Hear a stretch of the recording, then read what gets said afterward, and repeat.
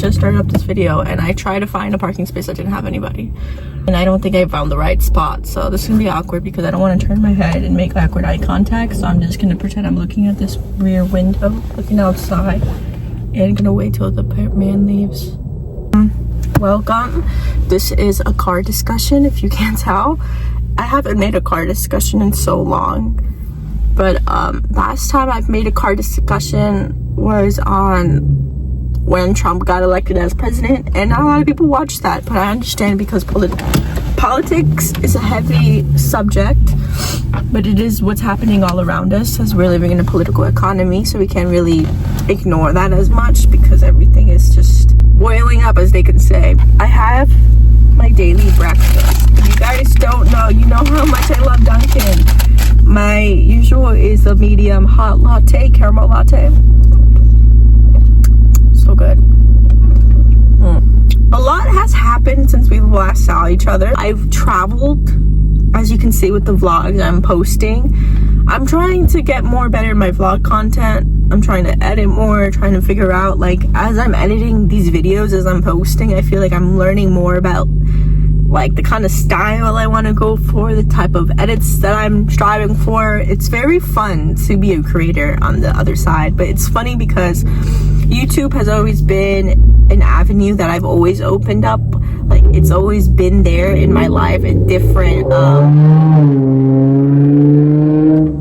thank you for that, different regions of my life. Like, YouTube has always been a platform where I felt like I wanted to express myself to the world, to show who I am to the world, and to contribute something of a higher source where we can all kind of collectively do something to change what is going on, as I said. But yeah, that's gonna take a whole lot of action, a whole lot of activism. Life right now is just very complex because as I went to Tulsa, the trip you saw in the vlog, I'm gonna a little debrief.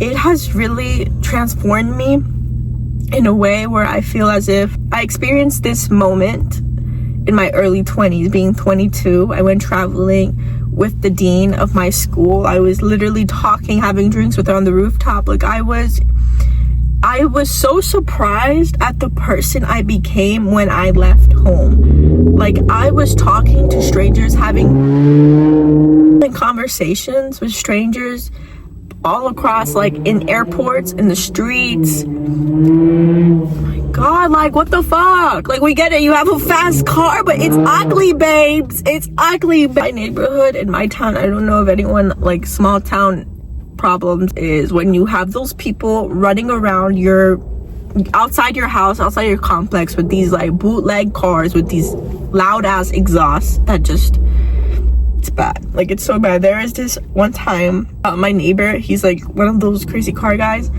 He had a very loud exhaust and it traumatized. My poor dog was shaking. It was so sad. Anyway, topic, but let me just go back to what I was saying.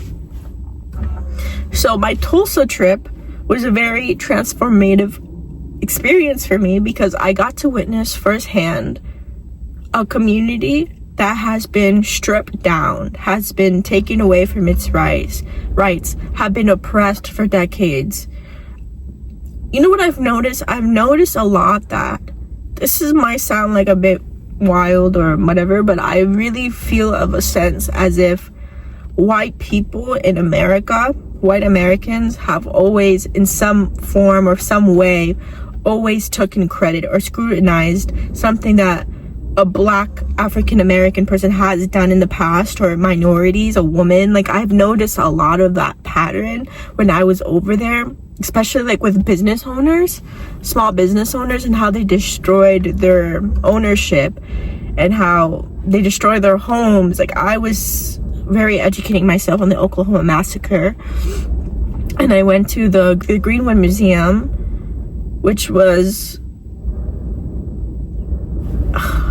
it was very frustrating to go in there and to see all these images, hear all these stories, read all these stories of information, and be like so taken aback at how real it feels. Because I've been learning about like slavery and oppression, you know, you learn it in school, but to be outside of like that free education system of like middle school and elementary school or high school, of what you were taught, and then now being stepped into a whole different society, being in college, like 4-year college, and you're seeing this history, and it's making you angry because how many times like do I have to see the same thing? And yet we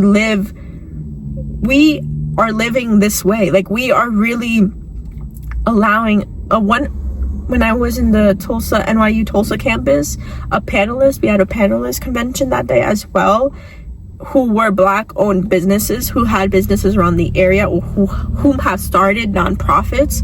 So it was a very informational segment of the day. But one of the men said that stuck to me was that history not only repeats itself, but it rhymes. And that is so golden, because in times like now where we're going through what is going on, it is scary. It is very fearful. Like, we're living in like a fear mode of like what is gonna happen to us. But what I saw in Tulsa, I saw the passion of people way older than me, like my grandpa's age, who are still trying to fight for a common goal, who want a resolution, who want like equal rights, who want opportunities, who have dreams, who just want to protect their land. Like, there's so much problems in this world. There's so much issues of neglect that we've, as a society, have turned our blind eye to. Like, we are living in hell. We're living in hell. This is hell. Like, if God were to come down here and see the world right now, he's not going to be proud. He's not going to be proud of us. I'll tell you that. So how do we change our corner? That's the real thing. A wise woman once told me that. I asked her a question that I've always wanted the answer to, and I asked her, do you think it's possible to change the world? And she laughed at me and she said, no, you can never change the world. The world is too wicked to change, but you can always change your corner, and that would make the most impact. And I'm like, whoa, that's deep. That's what I'm just saying with you guys, is that go get it. Like, honestly, after I left my trip, I was like, your 20s are meant for you to build yourself. Your 20s are not meant for you to waste partying, drinking on the dance floor, taking drugs. Guys, I'm telling you, college is an experience. You will meet friends who you will realize aren't really the right type of friend groups. Like, I feel like in college, you either become a party slut, 2, a nerd that's just focused on like the grind, or 3, I don't know what the third one is. That's an open-ended. I remember I had met a friend my first year in college who was very into partying. She wasn't like that before. We were in the Tri Alpha. I was vice president and she was like the treasury. And we became really good friends because we both bonded on a heartbreak that we both happened that spring semester. And then all of a sudden we became friends, but it didn't go well because she just kept taking me out to clubs and bars and parties and shit, and I didn't like it because who she was out there was completely different than the person I knew in school. And you will meet people like that who are they will climb the corporate ladder no matter who they're hurting. They have a lot of ambition, but they're selfish in a sense of like, I'm willing to do anything to get there, and I'm okay with whatever I'm losing. You know what I mean? Like, I don't care if like I'm hurting this. Or she'll be the type of friend that would leave you at the club to go talk or fuck some other guy, and you're just like, okay, so I'll just be here, just okay. And then they would get into that white powder stuff, and I do not tap into that, and I stopped being friends with people like that. Because one thing about me is that college for me is not just an experience to let loose, go on bars, get wild, get party, do all this like that, indulge in that party culture, especially with NYU, because a lot of people ask me like, oh my god, like the parties in NYU, like do you go to this? No, I don't, babes. I'm a studious student. I'm a nerd. I stay inside. I don't really do much. I'm like the cool NYU kids, sadly. I'm not rich. Sorry, they come for money. I don't. I got bills to pay. I am unemployed, trying to find a job. So it's not going well. But you know what? It will be, because I trust God. Okay?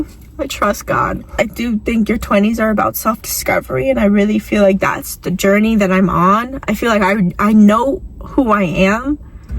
The only thing is, what can I do with who I am, my whole character? What can I produce into this world? Like, what can I honestly do? Who I am as a person how can I define gravity? You know what I mean? How can I like do something? Because what I saw over there really inspired me, that how a community can rebuild itself, to making like nonprofit organizations that help people, programs that are benefiting the community. Like, I need to tap into that energy. So it's more so about reading more books, training my mind, and like cutting back bad habits. As I can tell you guys, I'm not working, and it's kind of sad. I quit my dispensary job. Well, I didn't quit, I never came in, because they were just going through a whole situation of money problems and like money laundering. I don't even know. I just left because I didn't want to get roped into whatever sneaky shit was going on behind the scenes. And I was like, damn, like, it's so crazy that sometimes like small companies, startups don't really progress. Some of them, they just decline and perish. But I strongly believe, like, you know, maybe that was a test and I will get my answer soon. But I'm really hoping for an opportunity in these next couple of weeks, because summer is coming by, and baby, I need moolah. I need money. In this economy, I cannot just live like freely, being comfortable, being unemployed like for so long. Like, this is actually irritating me. But there's things I need to change, need to improve on, and I'm trying to work on. So there's that. Tulsa was amazing. I would definitely go back there. If you guys should definitely visit. I think it's like, it kind of reminds me of downtown Nashville. I've never been to Nashville, but like, you know how it has a lot of bars and it's very country western, but like aesthetically, that's what it reminds me of. It's very pretty, very nice. It's a great place to go out and like have fun, get drinks. Like, Tulsa knows how to get down. So that was a 10 out of 10 experience. The people were amazing. They inspired me, they pushed me, they encouraged me, and I feel as if I made a lot of friends and connections, and I had a lot of interesting conversations that I feel like I will always remember, and I made forever friends. So that's very nice. An interesting question that I have, that I'm curious on how you guys respond to this question, because we were all in a group session, right? All three of us, the guy, me, and my friend, and we had to discuss this question around each other. So she said something, and I'm like, wow, okay, like everyone sounds so smart, like everyone was answering these questions.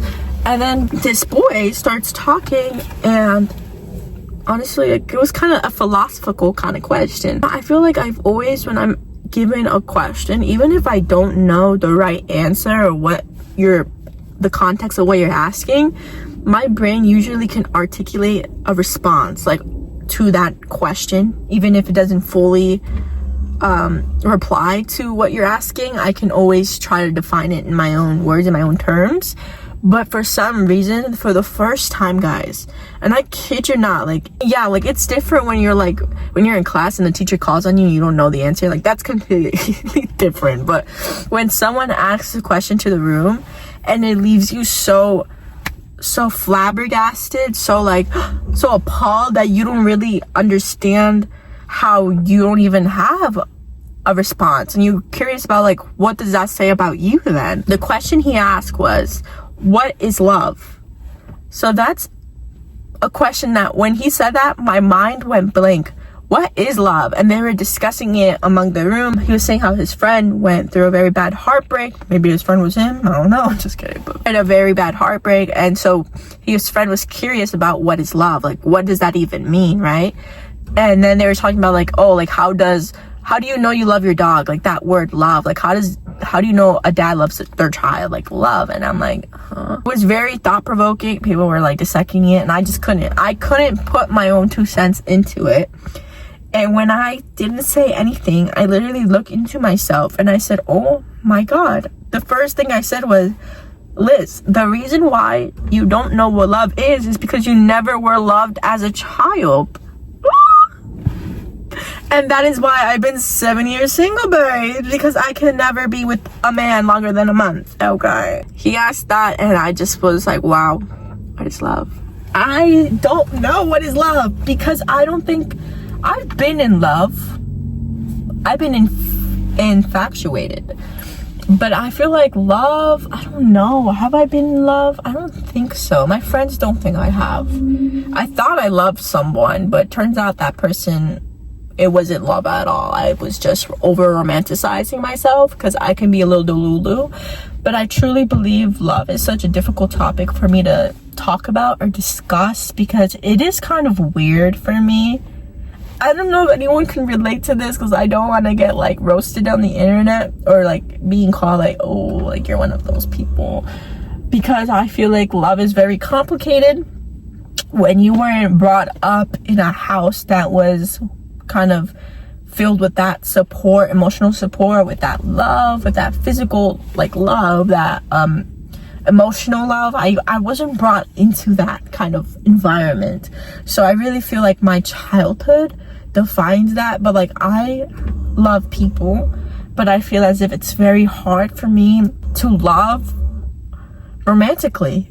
I don't know why. I'm just realizing that right now. I don't know if it's commitment issues, because that's also kind of scary, but it's also like the fact that there are parts of me that I feel like most men do not understand. Okay, so the guys that I've been with previously, or just guys I've been on dates with or whatever, I've never met anyone who truly understands me, except that one guy I thought I was in love with, but no, fuck him. We were just too alike that we jumped off the same boat. Yeah, when you find people that are just a reflection of you, of a broken past, of a broken heart, of a broken childhood, and you relate on that, that creates a way emotional, intimate relationship. And that could be very, you might think it's a great thing, but it's not, because that person is not going to get you to your best self. Only you can, because that person still needs to heal. And I'm telling you this, when two broken people come together, you cannot heal each other, baby. That's a distant path for you two to go separately and work on what you gotta work on. That don't mean come back together when you're all healed, because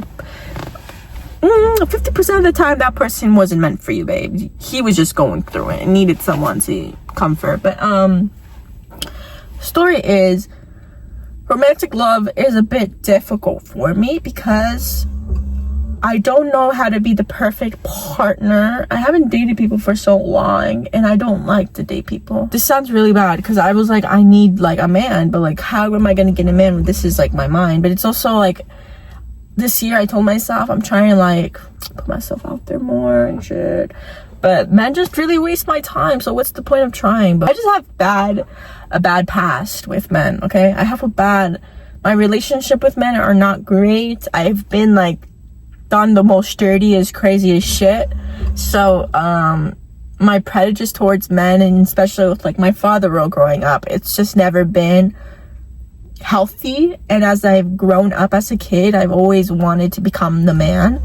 I feel like that's me right now after the president and the election. I really feel like, I was talking to my cousin yesterday as we were in a family event, and I told her I really feel as if, because we were the only ones there without partners, and everyone brought their partners. And I'm like, listen, let's not think about our dating life. This year is not about relationships or dating and finally getting ourselves out, like finding a man, blah, blah, blah. No, baby. We in a decade, the next 4 years, we in an era where you're going to see a major transformation in women turning into men, because I am angry, I am mad, and I honestly, I'm going to say fuck, like, that 5'9" finance man, or the 6'3" finance man, whatever that trend is, 6'3" finance, blue eyes, fuck that, because I'm gonna become better than that man, and I'm gonna be his sugar mama. You know what I mean? Like, how about that? Uno reverse, ladies. How about we become the men? Like, how come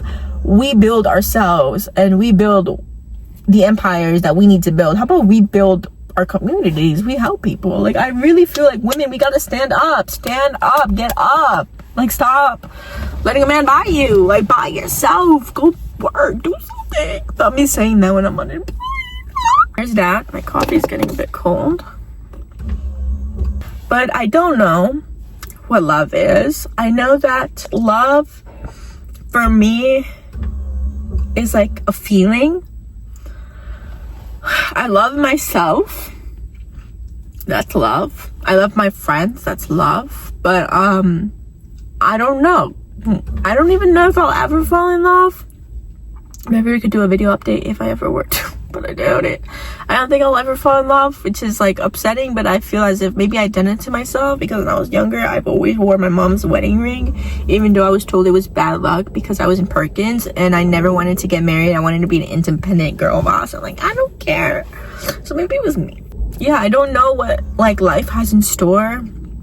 So I'm kind of excited because this is like halfway through the year, and I was praying to God last night, and I was saying, so ironic how I'm understanding last year it was all about lessons. It really was about lessons, because I think 2024 was not the best year. It was a bad year. I gone through a heartbreak. I went through grief. My dog passed away. My grandpa passed away. Like, there was a lot of grief going on, a lot of changes, a lot of like things that I was not ready for, that just kept hitting me and hitting me and hitting me. And I'm like, God, what is this all for? Like, what?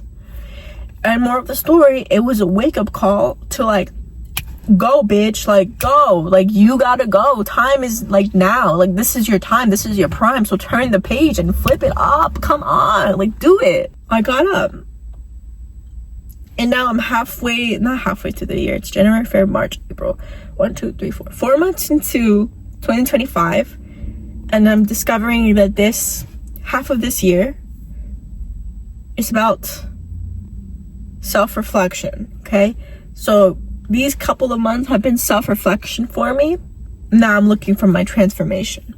That's gonna take a little bit of time, but you guys, we are in this journey together. It's not just about changing my mental attitude or my mentality. It's about my habits. It's about my routine. It's about my physicalness as well. Like, that also matters. I need to run. I need to like build decompress my headspace, because it is a lot, and I do struggle with anxiety, and I feel as the habits I do to control that aren't the most healthiest methods. So I do need to rewind my brain and rewind my schedule and all this, because I'm just 22 and I'm gonna be 23, and I need to get my shit together, because one day I'm gonna wake up, bitch, and I'm fucking 25. What the heck? Like, who said I was like, what? Guys, that is my life. It is crazy. It's profoundly crazy.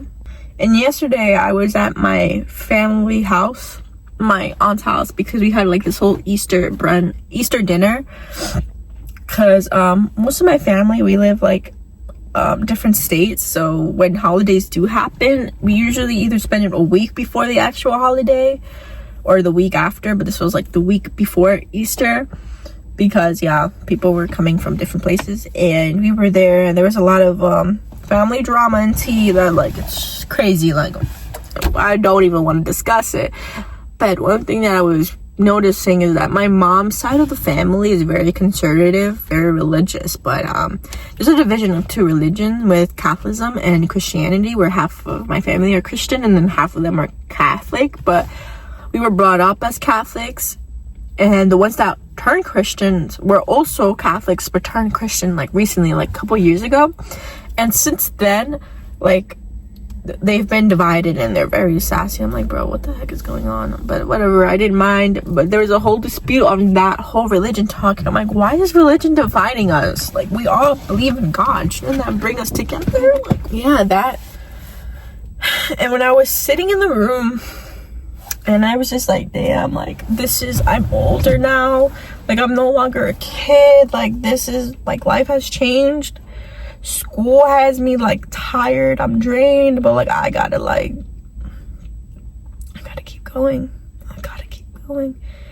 And then, guys, like, this is so insane to say, but out of everyone in my family tree, like, I'm the only person of, like, my age group, probably in the whole family line, who's gonna be the first graduate of college, like, is gonna be able to complete that milestone, who is not a dropout, and who's gonna do incredible things. And I really feel as if I don't know what area of business I'm gonna focus on. I'm not sure like exactly where life is taking me, but like, I really feel like I just need to put myself out there. That's like what I keep feeling in my head, in my noggin, is like, you need to put yourself out there, Liz. Like, you talk too much, get yourself out there. Like, you can connect to people, you just can't shut yourself out. You can't you have to not be afraid to take space in a room. Like, you have to be confident to lead that, and to be confident enough to accept that you deserve that space, because you do. You earn your spot on the table. Bitch, you're smart. Like, I need you to understand, you are a smart, wise woman who has her shit together. Actually, not really, but I will have it soon. I hope. So anyways, yes, it's been a crazy journey in my 20s. I'm just 22. Who knows what will happen? Come with this journey with me. This is my lucky golden duck. So come with this journey with me, because I love you guys, even though I don't know none of you guys. So feel free to comment down below and introduce yourself so we can just all chat. But that's that. America runs on Dunkin. Enjoy your morning, because I know I will too. Afternoon for me. But bye, y'all.